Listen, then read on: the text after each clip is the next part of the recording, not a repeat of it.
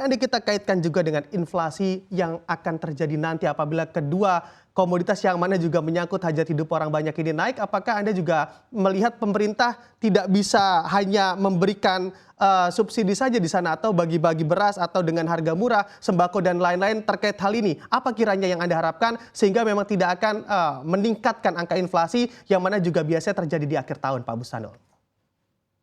Baik, Bung Bram, terima kasih Anda membawa ke isu itu. Iya, kita lihat teman-teman di pemerintahan itu sangat getol untuk meredam laju inflasi pangan, bahkan mereka kategorikan ya. Ada inflasi dari inti, ada inflasi dari administered price, ada inflasi dari harga pangan. Dan harga pangan ini oleh Pak Mendagri, Pak Tito, setiap minggu pagi jam 8, seluruh Indonesia rapat.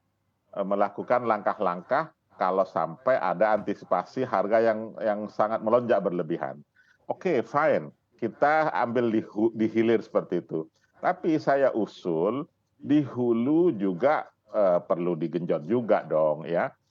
Kita kan sudah berkali-kali menyampaikan teman-teman di Perhappy tidak kurang-kurang, bahkan ada yang melakukan penelitian, ada sampaikan langsung, ada bikin seminar khusus kepada pemerintah maupun kepada masyarakat bahwa penggunaan teknologi ataupun inovasi atau perubahan teknologi di hulu itu sama pentingnya. Kalau kita ambil ekor di hilir saja, ya kalau hulunya nggak cukup kan sama aja kan. Nah dari situlah kita kan paham, Bung Bram, varietas beras yang unggul tuh banyak, tapi tidak banyak dipakai, tidak banyak ditanam oleh masyarakat. Mengapa? Macam-macam kita bisa bicara khusus nanti ya, hubungan sama ketersediaan, hubungan sama penyuluhan, hubungan sama bimbingan pada masyarakat petani dan lain-lain. Atau yang dalam jangka pendek, jangka sangat pendek, kita paham sekarang masih bulan musim kemarau panjang ya, masih El Nino.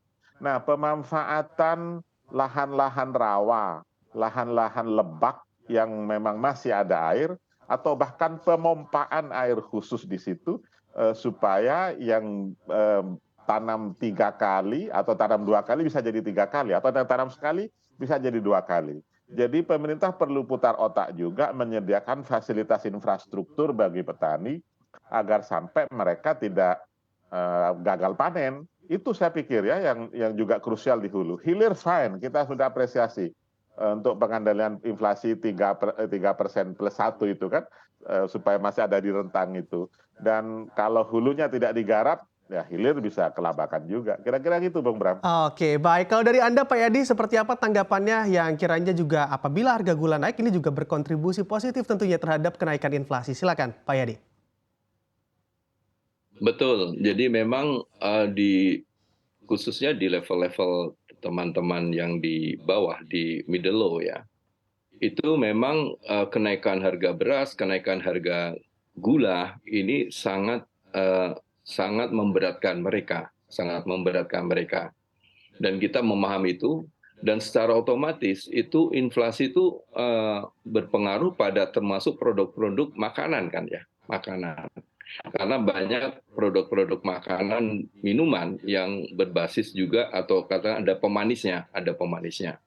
Nah, kondisi seperti ini memang mau nggak mau akan sedikit meningkatkan inflasi ya. Tapi kalau kita lihat kebutuhan atau konsumsi gula, konsumsi langsung gula itu hanya di sekitar 11 ya, 11 kilo per kapita per tahun per kapita. Jadi kurang lebih nggak sampai 1 kilo satu bulannya 1 kilo.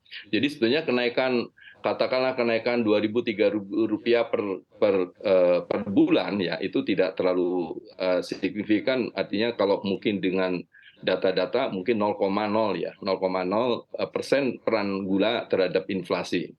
Nah, namun yang kita khawatirkan justru harus bertindak cepat dari pemerintah terhadap kemungkinan atau forecast terhadap produksi gula nasional dan stok yang ada sekarang ini. Nah, saya memprediksi bahwa stok gula nasional di akhir tahun itu sudah menipis, ya, sudah menipis. Dan seperti tadi yang disampaikan oleh Pak Bus, ya, jadi bahwa betul, ya, Jadi bahwa kalau pedagang ini stoknya itu sudah sangat sedikit, ini atau melihat di mana nih gula dari mana, itu mau nggak mau akan ada sentimen harga untuk dinaikkan. Dan ini pernah terjadi di tahun 2018 kalau saya, 2018-19 juga harga gula pun bisa mencapai 18.000 per kilogram. Ya, di Jakarta pun sudah sampai 16.000 per kilogram. Ya.